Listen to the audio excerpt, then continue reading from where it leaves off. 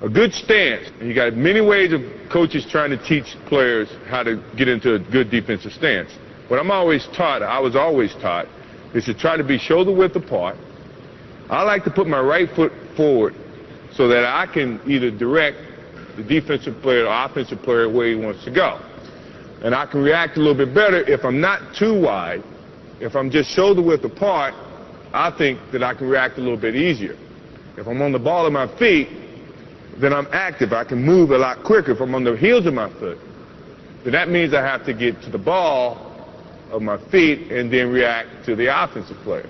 Sounds complicated, which is probably why most people don't want to play defense.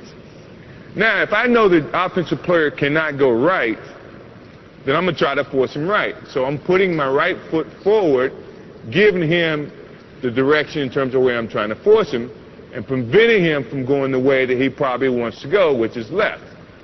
Now, if my offensive player wants to go left, then I am going to try to force him totally opposite of where he wants to go.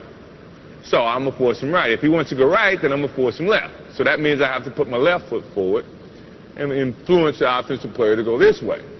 If I'm guarding the guy at the center of the basketball court, because my reaction is a little bit better going to my left, I am going to put my right hand or my right foot forward, forcing the offensive player that way.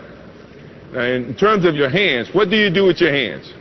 A lot of coaches say your right hand is going to be mirroring the basketball. So if the offensive player is starting to look for a pass, you, as a defensive player, is going to sit here and mirror the basketball so that you can kind of deflect the basketball and not give him a direct passing lane to the offensive player or his other offensive player.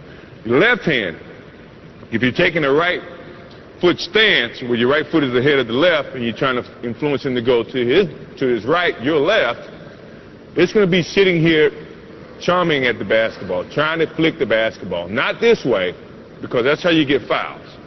If the offensive player is there, you're mirroring the basketball and you're doing this, trying to flick the basketball loose. And if you're coming from underneath the basketball, you're not as opted to foul the offensive player coming from underneath as you are coming from over the top. So they teach you to keep your hands here, mirror the basketball, don't give any passing lanes to the defense.